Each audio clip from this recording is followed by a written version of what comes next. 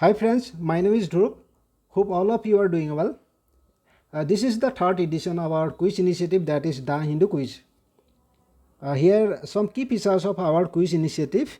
Please pay attention. It will be a weekly quiz. Here the important topic of the week will be covered, and the most relevant content will be in this quiz initiative, and the question will be of UPSC standard, and the discussion will be on our YouTube channel. Okay, please do subscribe to our YouTube channel. Okay, so let's get started with the first question. Which article of the Constitution of India safeguards one's right to change name? Option A, Article 21. Option B, Article 19. Option C, Article 25. Option D, Article 29. So we do have 4 options here. Okay, here the correct option is B, that is Article 19 of the Constitution. Recently, the Supreme Court of India said that the Central Board of Secondary Education cannot deny students name change on certificate. As per the court, the right to change name is part of freedom of speech under Article 19 of the Constitution. So, please pay attention. This information may be asked in the preliminary examination. Okay. The Supreme Court found the rule of CBSE is illogical, which prohibited students from changing or correcting their names on board certificate on a pre-assumption that it would affect the administrative efficacy. Okay, here the court said that their logic or CBSE's logic is illogical. Okay, on the other hand, the court illustrated how a juvenile accused of being in conflict with the law or a sexual abuse victim whose identity is compromised due to lapse by the media or the investigating body may consider changing their names to seek rehabilitation in the society by exercising their right to be forgotten right. Okay, here the court also taken note of the right to be forgotten. Court का कहना यह है कि किसी भी एक juvenile को जिस पर कानून का उल्लंघन करने का आरोप लगाया गया है और एक सेक्सुअल अब्यूज़ का विक्टिम हो जिनकी पहचान कॉम्प्रोमाइज़ हुआ है, ठीक है, उन ऐसे लोगों को like under the right to be forgotten rights के हिसाब से लाइक समाज में रिहेबिलिटेशन के लिए नाम बदलने का राइट्स है. सो अगर CBSE और ऐसे कोई बोर्ड इसी मामले में नाम बदलने को इनकार करता है, that will be equivalent to the violation of fundamental right of that particular person. Okay, the court also thinks that the board was more concerned about the administrative paperwork than the future prospect of the student who use their certificate as a public document and go for higher studies as well as gain employment. So this is the another observation of the Supreme Court of India. Here guys, the right to freedom constitute the core of civil liberty, and it protects the individual from the repressive acts of the executive. Executive means like the government, any bodies of the government, any agency or any working agency of the private entity that works for the government. Okay, and here Article 19 guarantees 6 freedoms. Okay, these 6 freedoms are essential for the development of one personality and for the successful working of the democracy. Here it is how related to the personality of one citizen, because if someone is not able to express their views or opinion, okay, that person will not be developed properly. So free communication should be there. Okay, and what are the 6 freedom provided under by the Article 19 of the Constitution? The first of all is freedom of speech and expression, that Article 19A. Freedom to assemble peacefully and without arms, that Article 19. Freedom to form association and unions, that Article 19C. And freedom to move freely throughout the territory of India, that Article 19D. A freedom to reside and settle in any part of country, that is Article 19E. And the 6th one is freedom to practice and profess or to carry on any occupation, trade or business, that Article 19G. Okay, these are the freedom. Please do remember and try to resemble this to our day-to-day life, because these freedoms are very crucial to UPSC preparation. Okay, and you will come across so many scenarios, I mean, during your preparation that is related to Article 19 of the Constitution. Here one point to be noted is that these freedoms are not absolute or uncontrolled. Okay, certain reasonable restrictions are imposed so that the freedoms may not lead to anarchy, disorder, and even disintegration of the country. So okay, reasonable restrictions are placed by the state, that is the government. Government will decide what is the reasonable, they will place the reasonable restriction on our freedom. Okay, on like some grounds. These grounds are interest of the security of the state, friendly relation with the foreign countries, public order, decency or morality, or in relation to the contempt of court, defamation or incitement to an offense, and maintenance of sovereignty and integrity of the country. And while the reasonable restrictions are placed by the state, the reasonableness of such restrictions are decided by the court. Here the court is the supreme body to decide our rights. Okay, please do remember this concept. Here a second question, it is related to the National Human Rights Commission. Okay, which of the following are the members of the recommendation committee for the office of the chairman of the National Human Rights Commission? One, the Home Minister, the chairman of Rajya Sabha, the leader of the opposition in the Rajya Sabha, the Chief Justice of India, the leader of the opposition in the Lok Sabha, the Speaker of Lok Sabha, the Deputy Chairman of the Rajya Sabha. Select the correct answers using the code given below. Here we have 4 options. Okay, here the correct option is, let me check it, that is option C, 1, 3, 5, 6 and 7. We know that the chairman of the Rajya Sabha, that vice president is not part of this body, so we have eliminated this. Okay, and the Chief Justice of India not part of this like appointing body, so we have to eliminate this. After eliminating these 2 options, we left with that option C. Okay, that contains option 1, 3, 5, 6 and 7. Okay, the chairman and members of the National Human Rights Commission are appointed by the President on the basis of the recommendation of a committee comprising the Prime Minister as the chairperson. So here Prime Minister is the chairperson. Okay, please do remember, it may be asked in the preliminary examination. So who are the members? The Speaker of Lok Sabha, the Home Minister, the leaders of the opposition in the Lok Sabha and Rajya Sabha. Okay, and the Deputy Chairman of the Rajya Sabha, not the Chairman of the Rajya Sabha. So here the correct answer is C, as we have discussed. Is the commission autonomous? Yes, it is an autonomous body. How it is autonomous? Let me explain it. From the method of appointing its chairperson and members. Okay, because they are appointed through that recommendation provided by a committee that comprises the Prime Minister and other members, as we have discussed. Okay, their fixity of the tenure. Okay, इनका tenures fix होता है, and the financial autonomy of the commission. Okay, that autonomy is mentioned in section 32 of the act, which act that the Protection of Human Rights Act of 1993, which was amended in 2006. Okay, and the National Human Rights Commission is established in conformity with the Paris Principle. So remember, this Paris Principle is related to the human rights protection. Okay. So here this is the third question. Mutual evaluation report is sometimes mentioned in the news in the context of the affairs of option A, BRICS, option B, Financial Action Task Force, option C, Shanghai Cooperation Organization, option D, European Union. Here the correct answer is B, that is Financial Action Task Force.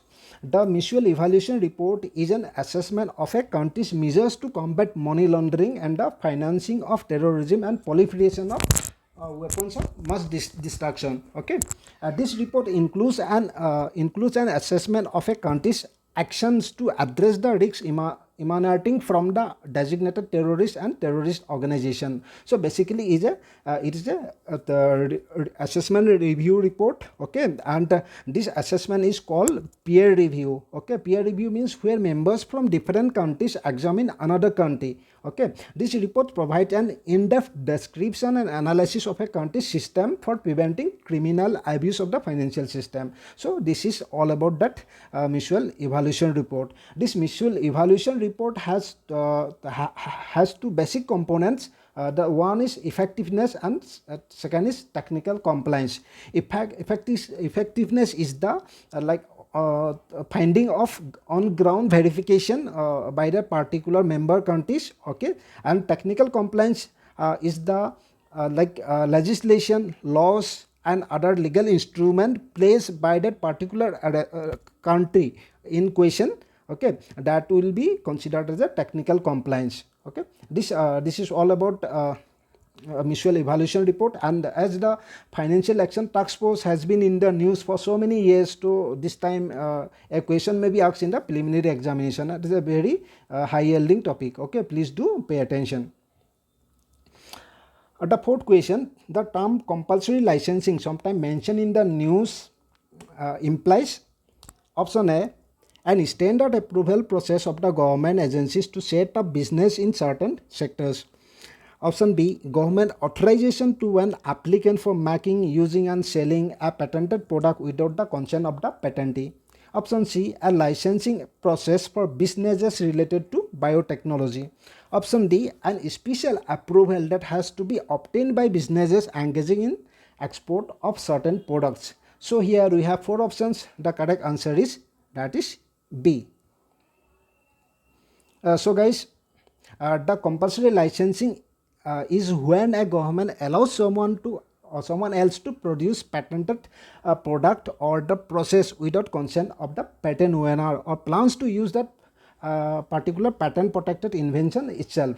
For an example, suppose this is a product. Okay, vaccine is a production. Okay, company A is the license holder of particular vaccine. Okay, here the government of India. Okay, and another one is company. Okay, that is company B. Suppose the government of India may allow that particular company B to produce this vaccine. Okay, this vaccine without prior authorization of that particular company A, or the government of India itself can produce or use that particular product, that is B. Okay, that is all about compulsory licensing, nothing else. Okay, it is the one of the flexibilities in the field of patent protection included in the WTO's agreement on intellectual property, that is trade related aspects of intellectual property rights, that is called TRIPS. Okay, it finds mention in chapter 16 of the Indian Patents Act. Please remember this point. It is a compulsory license. If a compulsory license is used, adequate remuneration must be paid to the patent holder. Suppose this is the patent holder company A, like if government of India, this is India. Okay, if government of India is using that particular and producing and the generic version of that particular product, some compensation has to be paid to this company. Okay, this article says, okay, a compulsory license must be granted mainly to supply the domestic market. Okay, we can use this the amount to use inside India only, not for export. Okay, remember this point. Exactly when a country can use a compulsory license is not explicitly addressed by TRIPS, but it does mention national emergencies and other circumstances of extreme urgency. Okay, for an example, that is coronavirus pandemic, and all these things are mentioned in Article 31 of the trade related aspect of intellectual property rights agreement. Okay, and for an example, this compulsory licensing has been in the news due to the production of Covaxin or other vaccine related to coronavirus. But we have some challenges in case of India. First of all, sourcing of raw materials. We don't have the raw materials for producing vaccines. We have to procure them from the developed countries like USA. Okay, secondary thing is training of resources. We don't have the manpower who are expert on producing vaccines. So it will be better for the government of India to procure the vaccines directly from countries like Russia, USA or any other country who are selling their vaccines. So this is the final conclusion of this point, like compulsory licensing. Okay. So here the fifth question, this is the last question of today's quiz initiative. Okay, then the question is, the provision of individual asset creation is implemented under the purview of option A, integrated rural development program, option B, lead bank scheme, option C, Mahatma Gandhi National Rural Employment Guarantee Act scheme, option C, the National Skill Development Mission. So here the correct answer is C, that is Mahatma Gandhi National Rural Employment Guarantee Act. Under the Mahatma Gandhi National Rural Employment Guarantee Act, individual asset creation involves building farm ponds, okay, digging wells, horticulture related activities, among others. Okay, so it is not limited to these three activities of like building farm ponds, digging wells, and horticulture related activities. As per MNREGA's norms, 40% of the labor budget can be used for creation of durable productive assets, both public and individual. So please remember this point. Under MNREGA Act, 40% of the labor budget can be utilized for public and individual asset creation. Okay, what are the benefit of this concept, individual asset creation? First of all, wage employment. The person or the owner of that particular land or particular farming area would be wage employment. He will get wage employment. Okay. Second topic, land development. How land will be developed if a farmland is not suitable for the cultivation of any crops due to the unavailability of water or unavailability of irrigation facility. So pond will be there, new pond will be built in that particular space. So land will be developed and it will be made suitable for cultivation, and purchase of raw material would be the third point. It will promote the rural economy by consuming some materials related to building ponds, digging wells, or any other activities performed under individual asset creation. Okay, so these are the 3 points to be remembered. While wage employment was an earning, land development and purchase of materials were the indicative of purchasing capacity of that particular respondent. So this is sort of indication of that particular capacity or the economic condition of that particular person. This is all about this concept, individual asset creation. So guys, let's try to understand what is Mahatma Gandhi National Rural Employment Guarantee Act, that is generally called MNREGA. Okay, it is a wage employment scheme enacted by the government of India in 2005. Please do remember this point. Okay, it aims at providing 100 days guaranteed employment. Remember this, as a guaranteed employment means that there is a legal entitlement to work as a fundamental right of individuals. If the state fails to keep the 100 days contract, it will have to pay an unemployment allowance. Please do remember, okay, or a compensation for not providing the employment committed under the provision of this act. So this is the legal entitlement of this particular act. If the state fails to accomplish that, the complainant can even go to the court. ये court में भी जा सकता है. Okay, ठीक है. Wage paid under MNREGA would be corresponding to the minimum wages paid in the particular state, revised from time to time. So ये ऐसे नहीं है कुछ भी पैसे दे देंगे. Like it should be according to the minimum wages of that particular state. Okay. Even MNREGA is a decentralized program involved. That it involves Gram Panchayat and other local authorities in that in the process of implementation and supervision. Okay, so do remember, it is a decentralized program. It is supervised by the Gram Panchayat or any other local authorities. For an example, self-help groups. Okay, and in some states like Meghalaya, social audit is also done for MNREGA work. Okay, so initially it was started in 200 most backward districts of India, and eventually it covered the whole country, that is all the districts of India. Okay, guys, that is all about MNREGA. Okay, and I think this is the last question. So that is all for today, guys. I hope you have liked this video. Please do subscribe to our YouTube channel for awesome videos. Okay, also share this video with your friends. Thank you so much.